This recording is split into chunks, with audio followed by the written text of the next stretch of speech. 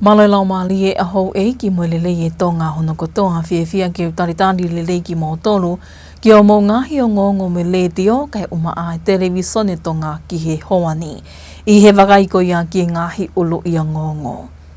Le ko tie poto ngawe a koe whana wako e toko tolu wha i loto i wike e ua ko e li aki ako kai alu o whakamaketi.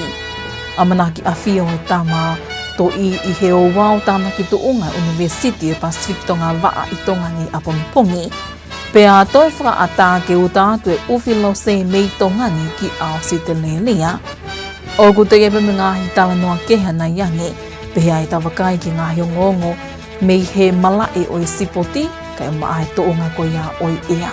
Ko e wakailewa e ni ki he whakai ki iki, ko au liri ani polu te lei. Kua le ko te potu ngawe ako mua ko ngawe whana wako e toko tolu wha i Tongatapu ni pe ke nauli aki ako o whamaketi loro tonga ai taimi ako. Ko ono whātoka ngā i eni e potu ngawe ako ko i hiko ngā unu ke fusia o ai lao ma wako e whana wako i e mahino o kututu uni i he lao wako wa whetaha tolu. Kua pau ke ma wako e tāhine mo i tamasi i ta wako kotoha pe.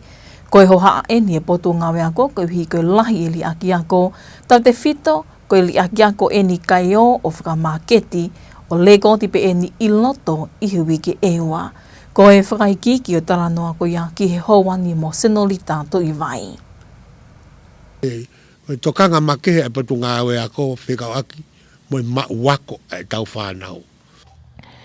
I e whamatala tala i ki tā wa a wako ai potu ngawe ako ka laftoni Latu nani pihi.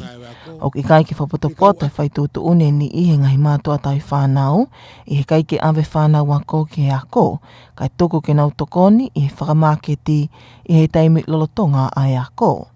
Ko e tokanga, ko e whatongi ato tonu e mātua tai whānau ki nau awe whānau ako ki he ako, mo whapapau i oku nau mauha ako oku tāu ma ai kaha o e whānau. I he wike ua koni ko hirina e whai ai ngā aue e potunga e ako, whikau aki moe mamao ai whanau me ako ko hiku nau o nau o mai o whai e whakamaketi ika, whakamaketi mea tokoni, i pātangata, i halavuna, kauai moe hala tāuwha, me kauai mea moe hala hifo. Ena whiunga moe toko tolungo o fulu maa wha, o whanau ko ni mea, ko whiawhia ko e a mai ki he aho ni i whengao e aki e kau polisi pia mo e kuo kai to ia ia ta. Ka ko ui ko e mahu inga e programa ko ni, ko e ko uloto pe e ngotangata ke lave i pe e kawe inga e ko totonu ko e ako i tonga ni he lawa ko e wafta tolu. Ko pau ke tamasi pe mo e tahine ko toa pe ke ne mau e totonu, ke mau e ako o kulelei. O ku whengau e ake potunga e ako me potunga e polisi ke fusia u ai lao ko e ni ke mau ako ai whanau ako. Lo tonga ni ne whamamawhahe toko ni komisana polisi David Availea, o mahino ko whatongi ato tonu e mātua tai whanau, ka aku ke iai pe ngahi apina fuanga aku ke matawai vai pe ai teke whanau ke mau ako. I ene pehe e ala lewa potunga we o ngau aki ai lao, i whengau aki me potunga e polisi pe ke kautaki lotu mo i kau ofisa ko lo. Pea whaino wakai o mahino e ngahi tūkunga ke he unau iai. O kuto tonu pe ke ia tau hoha ki he tūkunga ko ia. Pea koe whaunga koe e lawa solova aki, koe pau ke tau whengau e aki whakataha. E tau te whito ki he mātua tau whanau mia pina. Pe foki he kautaki e community, o whisakolo, po le whakawahe, kautaki lotu. Pea me mipa kotoa pe o e whamiri. Ka nge koe lawe, ai tūtuni ai lao. Ange koe ku o mai ka tiki tau tolu, koe kupu tolu, ne whaha mahino ia koe totonu e nia e whanau, ko pau ke oange nau totonu ki he ako. Kupu tolu koe ai lao ki he ako. Kei he kupu ni maa une o mai pe ai whatongia o e potunga o e ako. He whapapau i o ku iai ai ako. Kei ko ako ko ia o ku i he tūnga le rei mo whiunga ki he tau whanau. Kei rotonga hono whakawhainga maari e ako, o ku haa mai o kai ke iaha pōpō whiunga ia ke awe e tau whanau ki he ako, he taimi ako. Ka nau haa ki na tō e ngai whetu o ku i kai ki ta tonu ke nau iai. Pea koe au ku tū ta whaki ai putu ngai polisi, ke tō koni ki he putu ngai ako, i ono whakamālohi i ai lao koe ni. O kei toka ngai potunga ia ko, ka uhi koe kei aspero ngai whanau i he taimi po uri, aku nau kei whakamāketi i ngai ve e hala. O i kai ke iai ha mātu ai ke poupou le lei ki he whanau. Mai ngonga leo te o ma televisione Tonga, ko austanoli tātu i vai. O kulongolongo kātoanga ai University e Pacific Tonga waa i Tonga nia manaki ke ha e lea e ne awhio ai o wau whaki whamoonia koe University a Pongipongina. Koe ne ha e lea e ni e kātoanga i hono lakanga koe pole whakalanglangi o University o e Pacific Tonga. Li te atau kapo moi whakaiki. Nai whakatu o tātua e haunga ai University ki e ne awhio i he palas whakatu i ane awhi. Koe konga e teu e University ke talitali mo whakahaunga a ene awhio ki mua i amanaki ke ne awhio i he o wau tanak tuunga a pongpongi. I e whamatala e tale kita o University waa i Tonga ni toke tā Robin Havea na ane pehe neongo e awhio e ne awhio i he kātoa ngani i ono lakanga koe pule whakalanglangi. Ka ko paupe ke whaihonau whatongia whakatuk whakaholoto tonu ki he ene awhio. Chancellor whaketai mini ko ene awhio. Pea uhi ko ia ene whakahoko e whaki u whakailonga heni. Pea ko tau ulunganga whakatonga pe ui ha ere mai ke ne whakahoko whatongia u pauke mo whakakato. O USB o kutu o pou ke whakakato ai o wau whakatonga tau toru. Neo nare ke whakahoko e whanua ke hea. Mea pe i fisi mo Solomon. Tako tongani i kai ke pasisi e tapatongia ko ia ko whakakato. Pea koe whakakonomoni ko whakakato pe whatongia pe anga tau. Whakatongia whakatonga.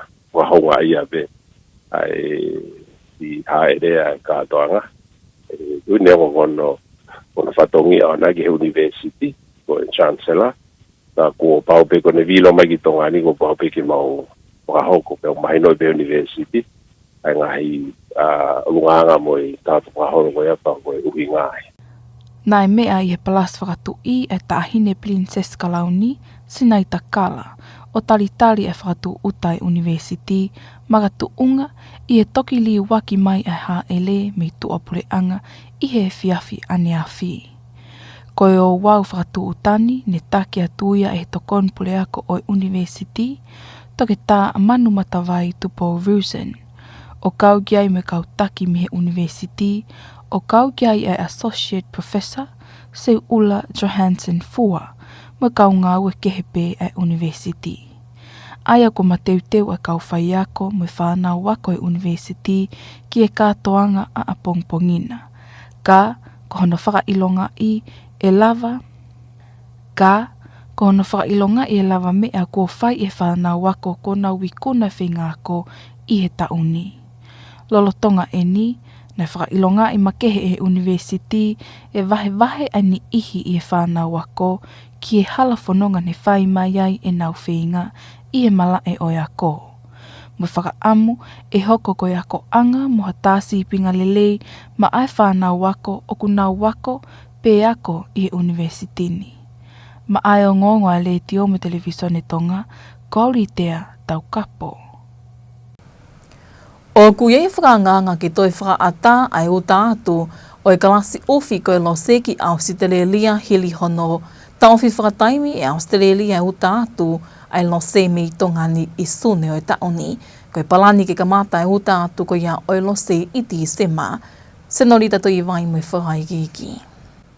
Ko e mga tuunga a hano tauwhi whakataimi e Australia ai o tātu ai lo se me i tongani.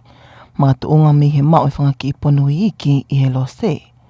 I he whamatala ai pule wa angau ki tua potunga e ngoe mi kaila saipa ia nani pehe, ko e tokanga a Australia, ko e whangaki i ponu i iki ko e nina a wesia ai fua ai ngoe o Australia.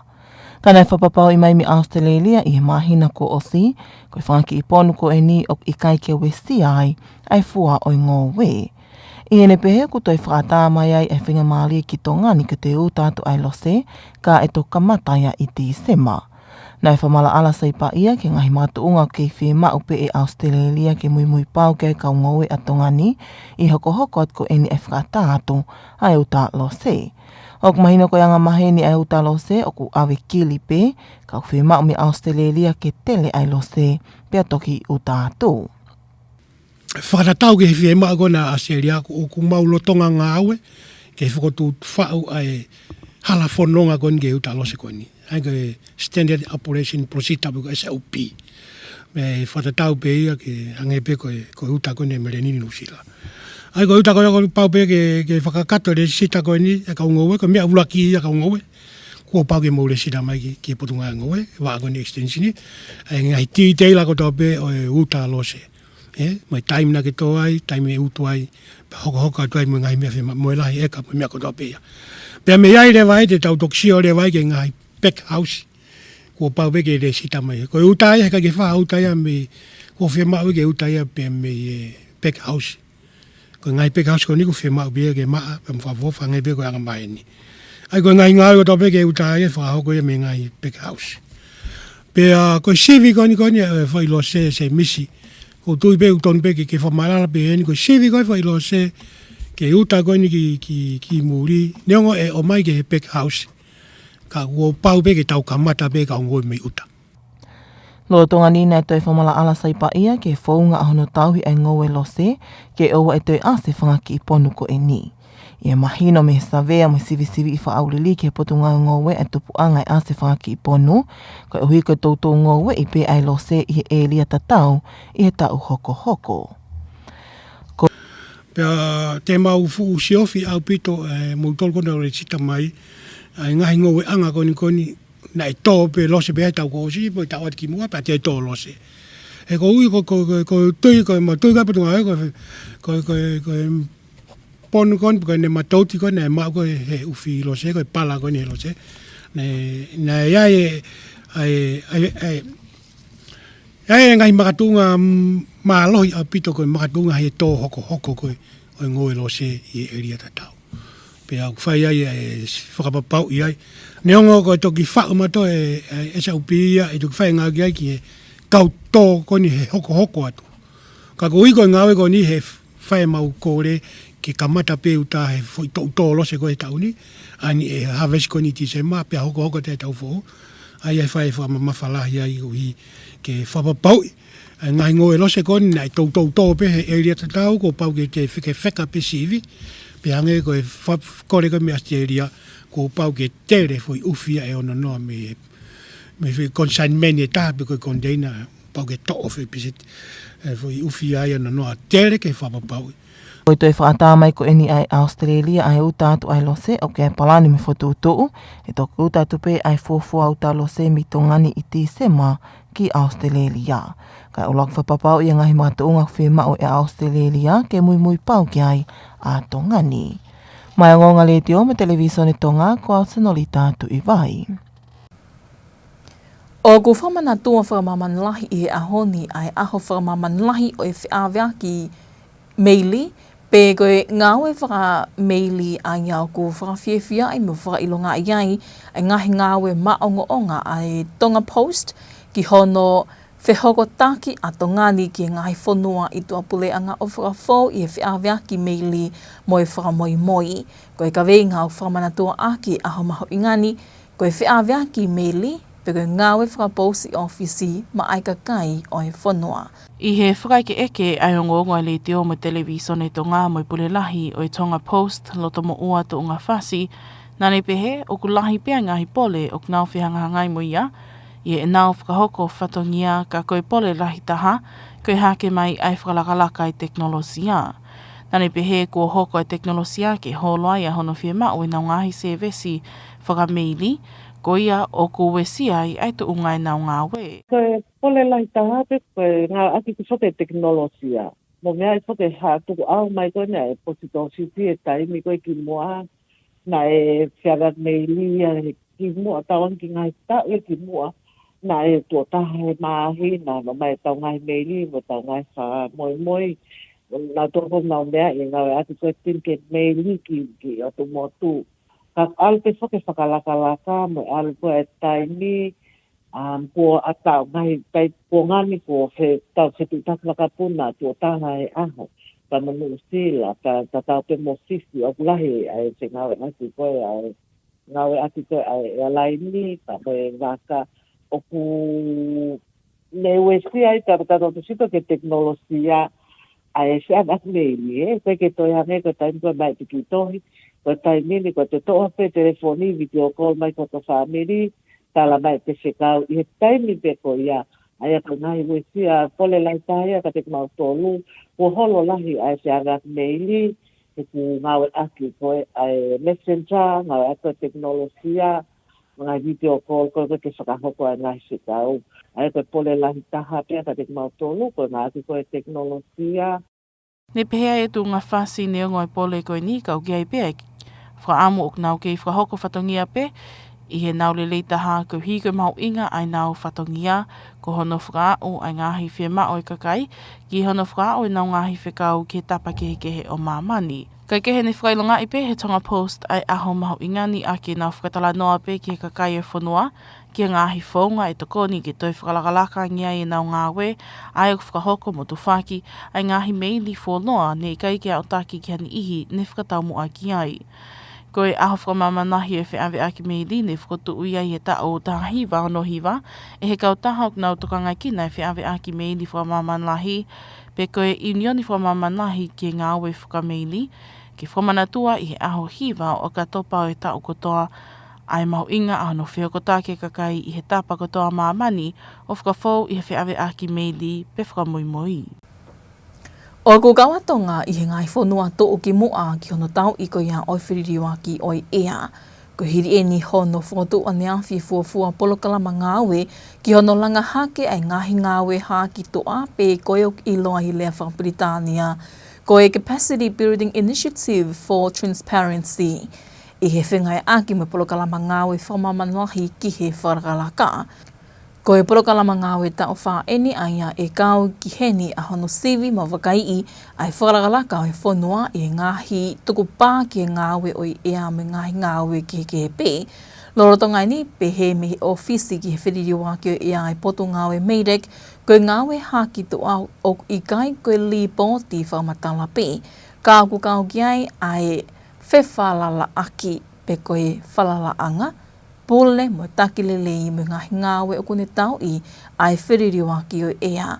Ko ngāwe ni ko konga ia ai whengai aki whamamanahi ki ono tau I whiririwa ki o ea I mahino o gau atongani I he tuu lavana veili ki ngahi whatamaki. O ni o ngongo whakaloto whanua ia ko ngahi o ngongo me malae o sipoti hoko mai ia I he hoani mo pia o lie.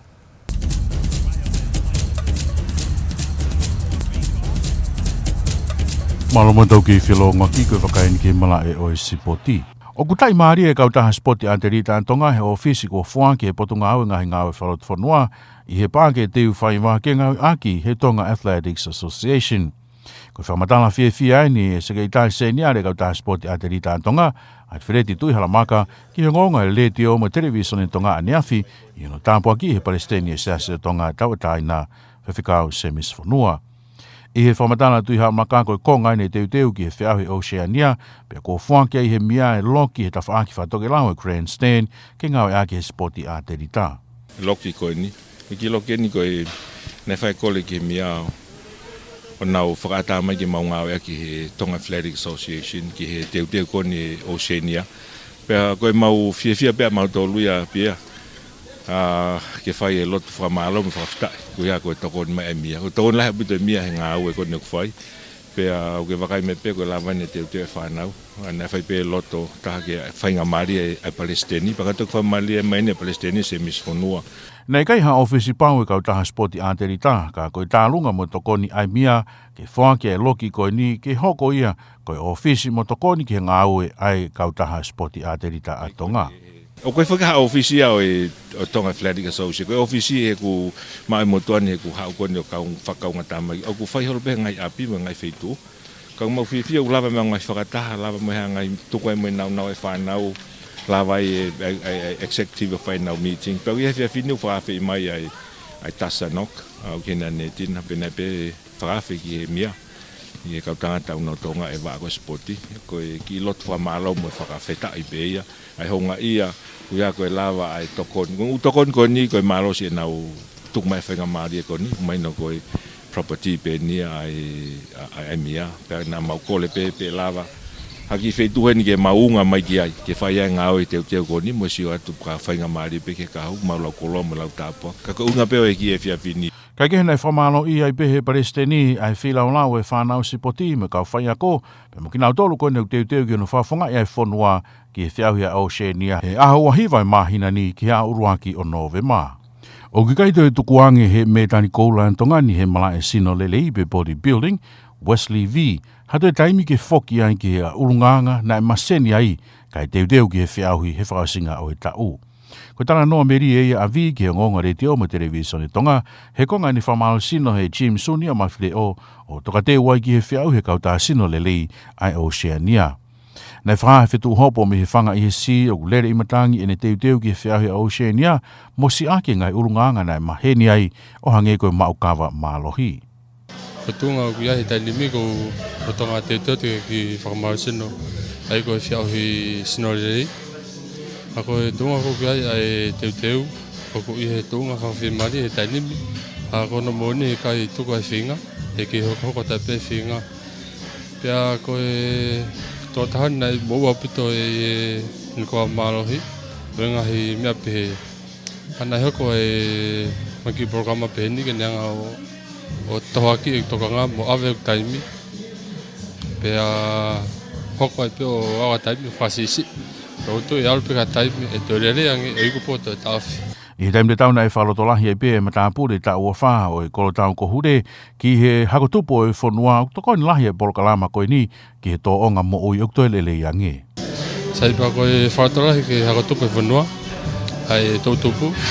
Ka pau u iaha mea mo whauai o tui waipea e mea e taha te kalawa mo moa ki ai.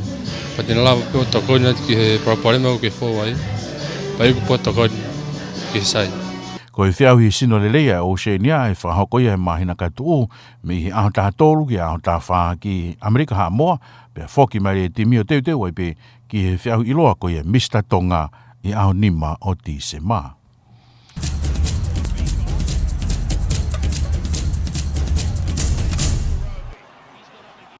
Ko e wakailewa eni ki he tuonga o e ea I na tuko mai me waa wakaimatangi a Tonga I whamotu mai poto ngā we Meideke.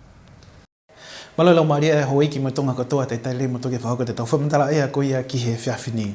Ko tau whaiwhanonga atu I he whiawhini ni o au ki he tua pō koe a pongpongi, te tau whaiwhanonga atu mo e au whia, pea maalohi hawili o au ke hako ki he kotoa peo tonga. Ka whai e tokanga atu ki he ongo ni ua, ko e uhi e malawa ke hoko ai ha mana tau te whito ki he whiawhi ko ia a pongpongi.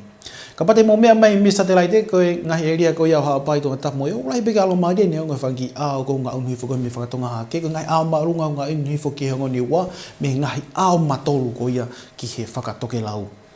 Ka uke ifo ke tau whatokanga hako ki he kotoa ngahi wahe whanua ko ia o Tonga pehe ki he ngahi potahi o ko he whatokanga hako ai whare I ki he ngahi whakaiki ka o mai tahi lahi ki he kotoa ngahi potahi ka o mai ngahi mata whanga ko ia o Tutonga.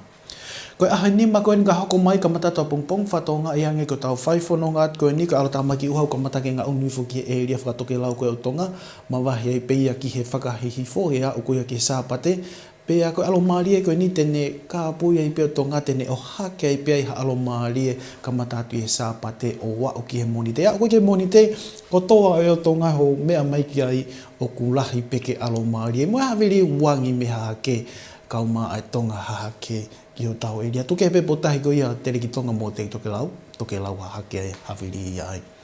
Ka koe e whiawhini eni o whaiwhanonga atu ai ki he pongpong koe a pongpongi te tau whaiwhanonga atu mo au whia koe hawhiri wangi me he Tonga haha keo au ke mai le tahi e ua nima. A koe ngai eria koe ni o wawau kai pehe ki hapai e toi lava ke mālohi ange hawhiri ai e au ia ki he malawa ke au ke mai le tahi tonga ki he oa ia ngai taimi. Ko e fua mawhana ia maulalo tahai au ki he tingri se se wanoa ua au ki he wanima. Toki mawhana nge ia whakahoa ke ngahi aho ko ia tatau si tua me ai. Ko pongpong ka pate mu whatonga e me peu ka mata peke ngā unuma maria me alota maki uha ke nge eria ko niwa Tongatapu. Ai te kamata ki ai hao awhia mua uha ki ai ka uma ai haviriu kei nofo pe i he mālohi tatau me he tonga haha ke wau peke mare tahi wanima ki he hoa i ha ngahi taime. Maulunga tahane alawa au ke ai au ke tigiri se se wano ki he ua fitu. E malawa pe au ki he wano wanima e lia ko ia o niwa topu tapu tupu pe ia me au fia ka e maa ai uha.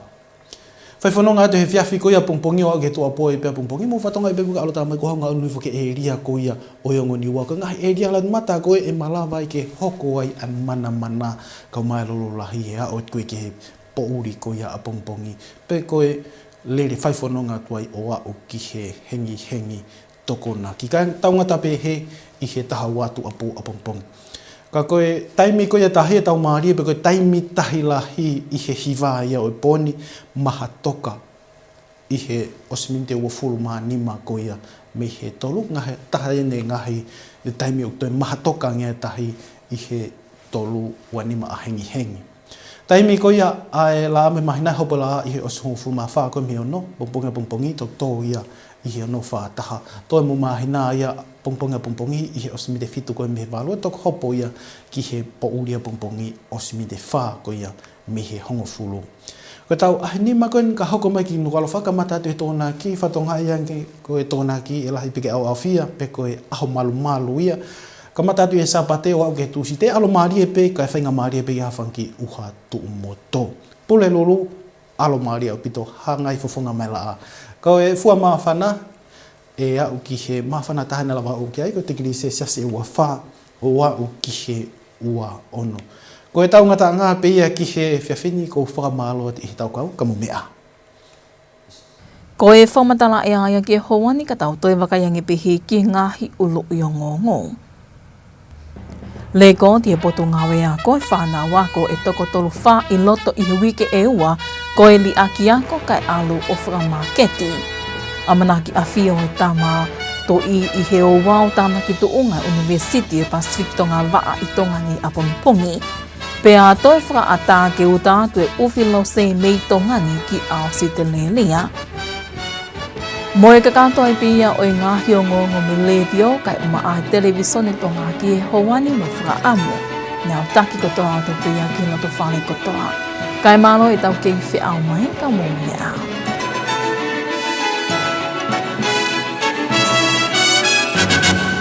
Good evening and welcome to your English news package with radio and television Tonga News for tonight. Making headlines, Ministry of Education records 34 students in 2 weeks absent from school to tend to market stalls. The University of the South Pacific Tonga campus delivered a traditional presentation at the palace yesterday ahead of graduation on Friday, where His Majesty will be guest of honour. And the export of Losse yams to Australia are expected to resume in December after suspension since June. We'll have these and more stories coming up later on in this bulletin, as well as the latest in sports and the weather update to wrap up this hour's news package. Now for the news in detail, I am Popua Aho. The Ministry of Education is looking to amp up efforts in enforcing the Education Act after recording 34 students who were tending to stalls at roadside markets during school hours over the past 2 weeks. Under the 2013 Education Act, it is mandatory for all school-aged children, both girls and boys, to attend school. Tokanga make e patunga awe ako whikau aki mo ma wako e tau whanau. In a televised program, the head of the Truancy and Reconciliation Unit of the Ministry of Education, Latu, says that some parents and guardians are not complying with these rules by allowing or even forcing their children to miss school in order to help out at their market stalls during school hours. He stressed that it is legal and moral responsibility of parents and guardians to ensure their children attend school and receive an education that can help build them a better future. The Ministry of Education is now working more closely with the Tonga Police to enforce the Education Act and ensure children are in school. The Deputy Police Commissioner David Amalia emphasized that while the responsibility lies with parents, there are still communities where children are being pushed into street vending, even during school hours, due to weak family structures. He added that the ministry may work with the police, church leaders and town officers to address the issue and enforce the law.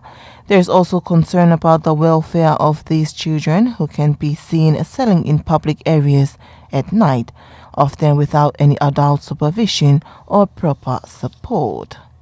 The University of the South Pacific Tonga campus are eagerly preparing for the graduation tomorrow, where His Majesty King Tupou VI is expected to present the graduates with their certificates.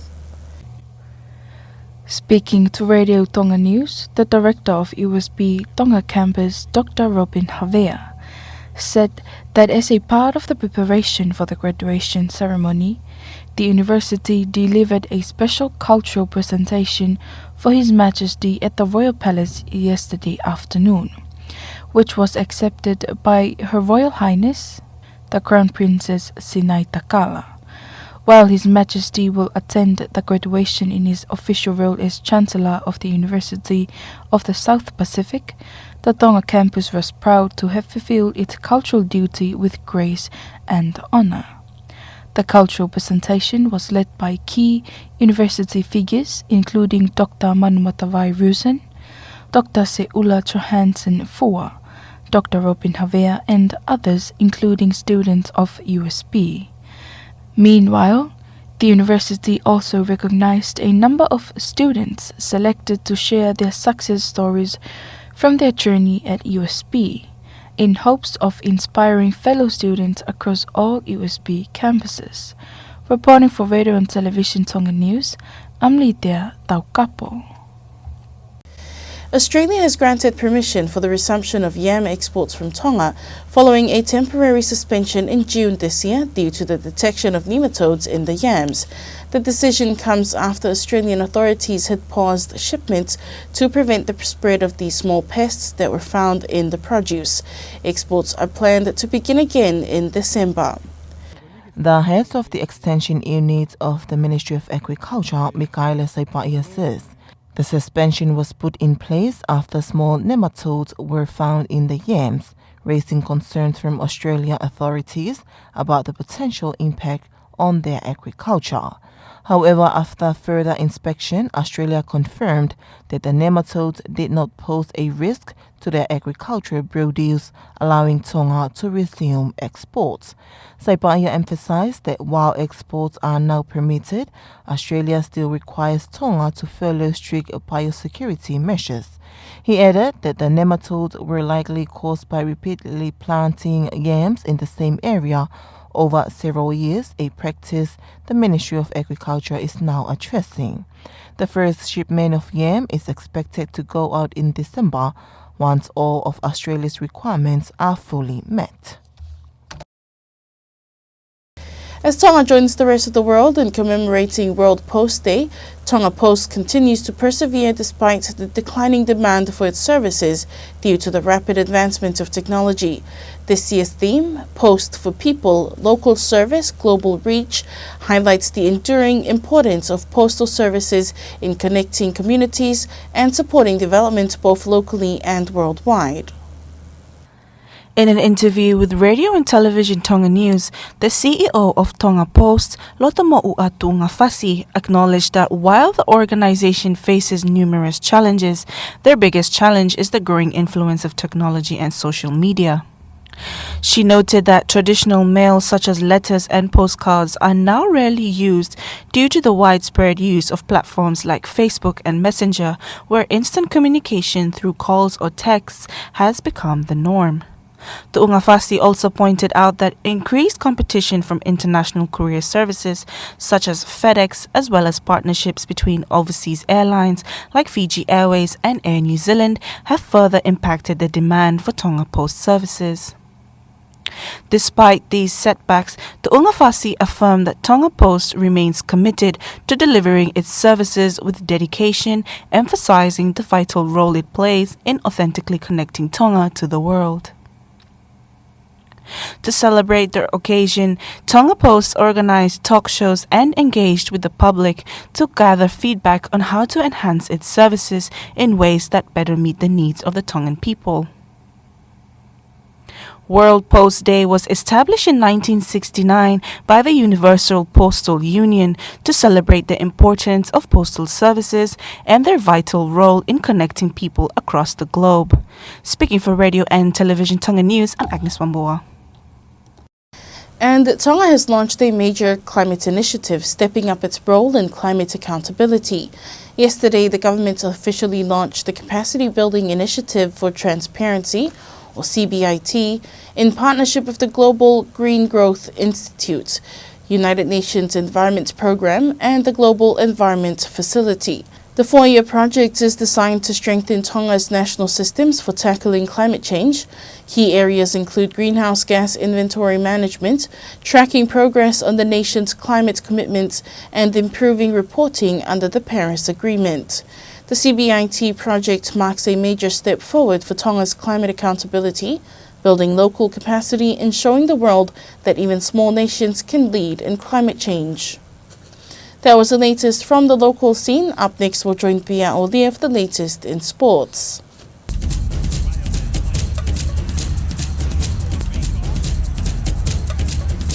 Welcome back in sport. The Tonga Athletics Association has received a new office from the Ministry of Internal Affairs located at the Teuwhaiwa Grandstand.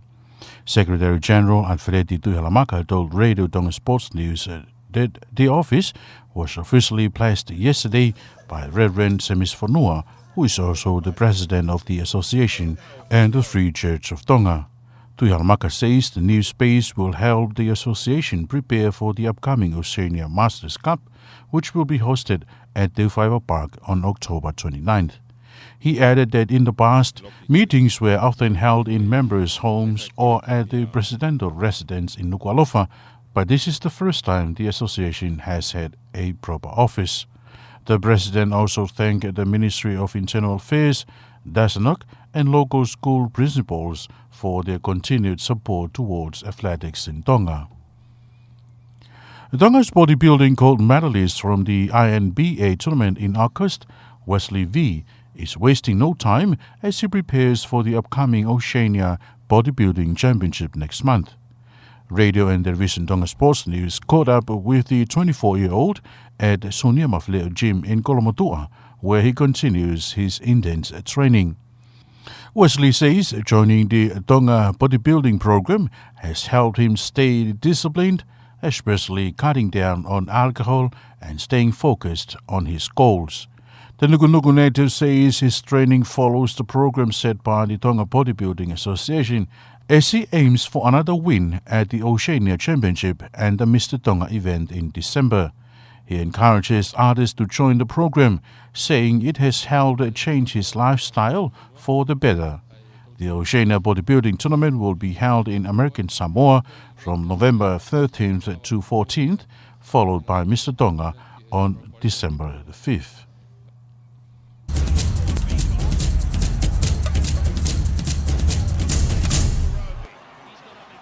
That was Pia Olia with the latest in sports. Now taking a look at the latest weather update with Petelo Taulaki from the Tonga Met Service. Hello once again and welcome to your latest from Tonga Meteorological and Coastal Radio Services. So we go cyclone season is near and I'm not going to talk about it, but sooner you're going to have all those informations. But for this evening until midnight tomorrow, you're going to experience cloudy with windy conditions across the area, while we are keeping an eye on to the newest since they are going to have potential risk of thunderstorms by later tomorrow afternoon. Now looking at the latest satellite imagery, you can see here those clouds here started to dissipate over the areas of Hapai, Tongatapu and Ewa, while you can see those high clouds are moving into the areas of the newest from those thick clouds towards to the north. Now, first thing first, for now, we have a strong wind warning for all of Tonga land areas, same as for the coastal waters. We have a strong wind warning and a small craft advisory, not forgetting extremely high tide are there for all of Tonga coastal waters as well. Now, here is our setup for the next 5 days. Here we have a high pressure to the far south, bringing in southeast, and we can see those thick heavy showers towards to the east of the newest, which is tended to move into that by later tomorrow. That will be tomorrow afternoon, and on Saturday you can see here it's on the west and southeasterly winds will be dominating, and you can notice here dry condition is started to dominate slowly over the areas on Monday and so on Tuesday. And Tuesday will be experienced clear spells across the area, fine conditions, sunny spells as well.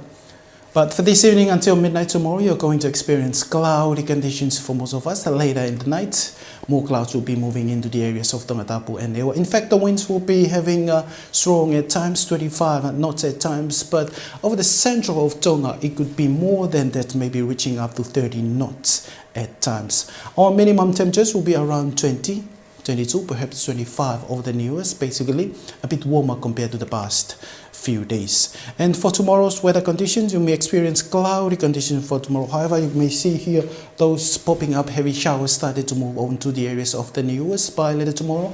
And in fact, the winds will be stays at the same peak, having strong at times. Our highest temperatures for tomorrow will be in the range of 26 to 27.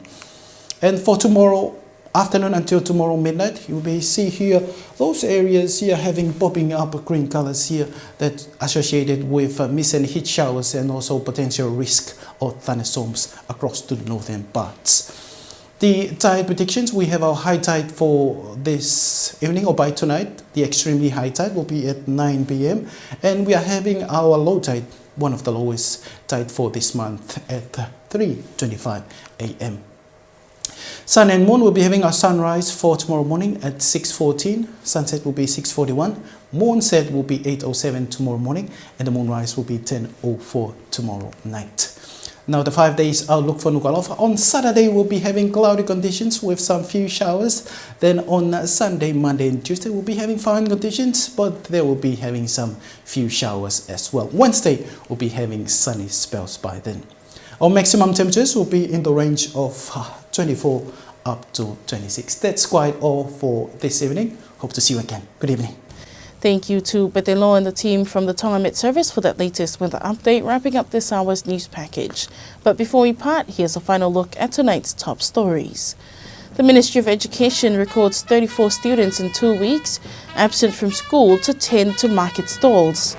The University of the South Pacific Tonga campus delivered a traditional presentation at the Royal Palace yesterday evening ahead of graduation on Friday, where His Majesty will be guest of honour. And the export of losse yams to Australia are expected to resume in December after suspension since June. That was the latest news of Radio and Television Tonga News for tonight. Thank you for joining us. Have a good evening.